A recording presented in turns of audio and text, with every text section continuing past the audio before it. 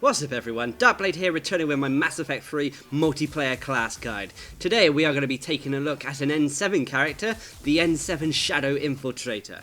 The N7 Shadow is a great hit and run character, able to hit opponents with deadly force and then simply slip away into the shadows without being detected. Anyway, let's dive in and see how she's able to do this. Now, like all my characters, I spec my N7 Shadow for the harder difficulties in Mass Effect 3's multiplayer. I put maximum points into Tactical Cloak, putting points into bonus damage over sniper damage. This is because I won't be using a sniper rifle on this character. I put points into melee damage over recharge speed because this character is going to be all about using melee damage. And lastly, I put points into duration over damage. This is because I wanted some leeway when using my second additional bonus power whilst I was cloaked.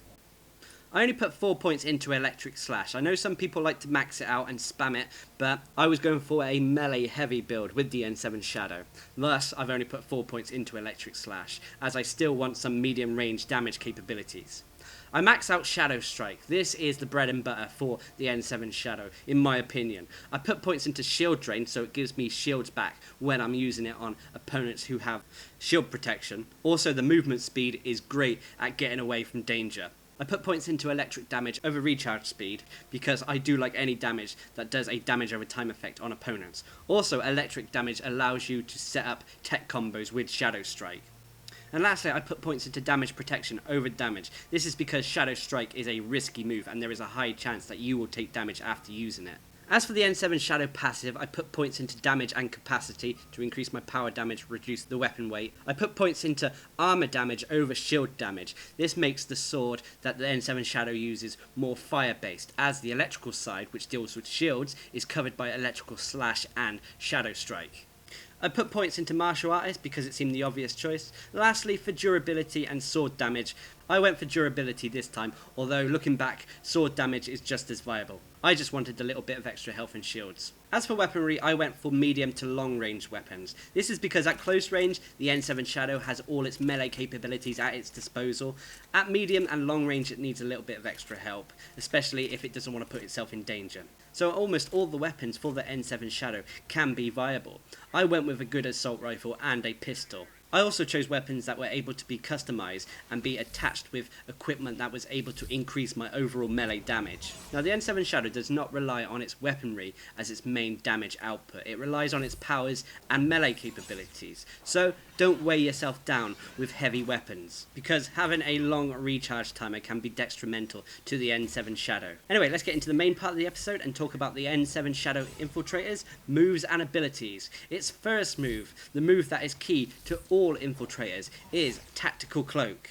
Tactical Cloak allows the N7 Shadow to go pretty much invisible, enabling her to sneak up on opponents without them noticing, also protecting her from potential dangers when she's in a fighting situation where she knows she can't win. Tactical Cloak also increases your damage output while you are cloaked and just coming out of cloak as well. This means that you should really be trying to use Tactical Cloak as often as possible in order to increase your damage output.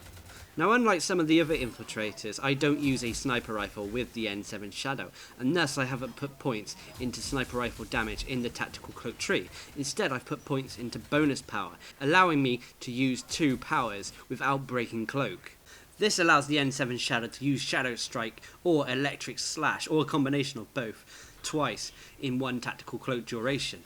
This is also why I put points into duration over damage, actually increasing the amount of time that you can remain cloaked with the N7 Shadow. Without points in duration, there is a chance you won't be able to use Shadow Strike or Electric Slash twice. This is because of a lack of enemies maybe, or because you've got too much weaponry and thus your power recharge timer is not quick enough. Having points in duration really does help with this. Now, the second move and ability available to the N7 Shadow is Electric Slash. Basically, the N7 Shadow unleashes a wave of energy from her sword at opponents. This energy will damage and stagger anyone who gets caught in it. Electric Slash also has an added bonus that it can pass through walls and solid objects, damaging opponents who you can't necessarily see. The biggest downside about Electric Slash is the amount of wind-up time needed to cast it. The N7 Shadow does a front-forward flip in order to cast the ability, and during this animation, you're a sitting duck. You can't cancel it. If you cast Electric Slash in the wrong position, where there are enemies, then there's a high chance you're going to take needless damage. The good thing about Electric Slash is it can be used to activate tech combos, either set up by you or your teammates. Some people really do like to spam Electric Slash, and it is a perfectly valid way of playing the N7 Shadow. However, I personally do feel like it's a bit of a boring spec if you do rely solely on Electric Slash. If you do want to use Electric Slash more than the other abilities that the N7 Shadow has, then I would advise putting full amount of points into the Electric Slash tree, putting points into increasing the amount of overall damage, putting points into increasing the detonation effect of combos, especially if you are playing with teammates who like to use their abilities. And that brings us on to the third and final ability of the N7 Shadow. Its key signature move, in my opinion, Shadow Strike. Shadow Strike enables the N7 Slayer to teleport behind opponents and unleash a devastating sword attack. Shadow Strike does a lot of damage, but it is very focused. You can only attack one person with it. You can enhance the amount of damage that Shadow Strike does by increasing your melee capabilities, or by increasing the amount of power damage the N7 Slayer can do. Shadow Strike on its own is not as powerful as when you use it with Tactical Cloak, so always try to use Tactical Cloak in unison with Shadow Strike. Also, if you have points in bonus power in the Tactical Cloak tree, after you have used Shadow Strike, you are still relatively safe because Cloak won't have been broken. If you put points into electric damage in the Shadow Strike tree, then Shadow Strike itself can be used to set up tech combos. These can then be activated by teammates or by Electric Slash. The actual tech combo set up by Shadow Strike's electric damage is Tech Burst. I've put a lot of points into the defensive elements of Shadow Strike, namely putting points into shield drain and damage protection. This is because when you're using Shadow Strike as often as I am here, you are putting yourself in harm's way quite often. Also, putting the points into shield drain is really useful, as this helps restore your shields. You just have to make sure that you use Shadow Strike on an opponent who still has shields, so you're able to drain theirs in order to restore yours. As for the passive abilities, I always say these are down to personal preference. With the N7 Shadow, I would put points into damage and capacity. I would also put points into power damage. If you go back and look at the spec I'm using, you can see I've put 4 points into Electric Slash. Now normally I would only have 3 points in Electric Slash, and the 4th point that was spent on Electric Slash would instead be in power damage in the N7 Shadow's passive ability tree. I personally will go back and change this once I get a power reset or I promote my character.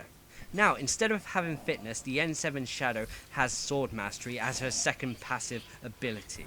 With this, you're able to increase the amount of shields and health you have, but you're also able to enhance your sword attacks because the N7 Shadow is one of the unique characters that comes equipped with a sword. Enhancing your sword attacks and what they're able to do will also directly affect certain abilities for the N7 Shadow too, namely Shadow Strike.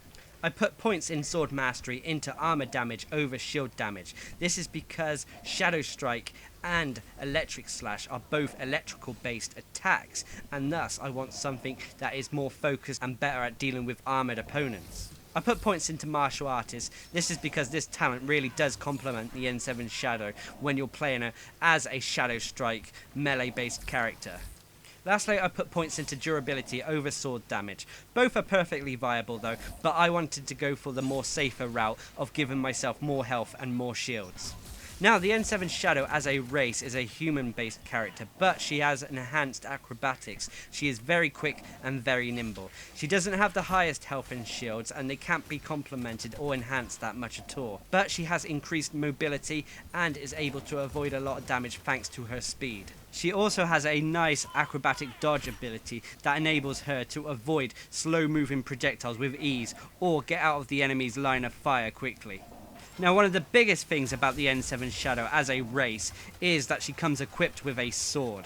These monomolecular blades really do give the N7 Shadow some impressive melee capabilities. In one-on-one situations, the N7 Shadow is a force to be reckoned with. Use Tactical Cloak, follow that up with Shadow Strike or Electric Slash, follow that up with a second Shadow Strike, and then finish that off with your melee attacks. Means you'll be taking down almost all but the hardest of opponents. Just be wary of this situation you're getting yourself in. If there are multiple enemies around, be careful. Instead of going for a full-on attack, maybe back off after the first Shadow Strike. Overall, the N7 Shadow is a great hit and run assassination type character, able to take out key enemies whilst the rest of your team focus on the main enemy force. There are not many characters who can compete with the N7 Shadow's one-on-one capabilities, and as long as you pick the right fights, you're sure to be doing a lot of damage with this character. Anyway, I've been Darcblade, bringing you my guide to the N7 Shadow Infiltrator in Mass Effect 3's multiplayer. Hope you enjoyed the video. Thanks for watching, subscribe and like for more.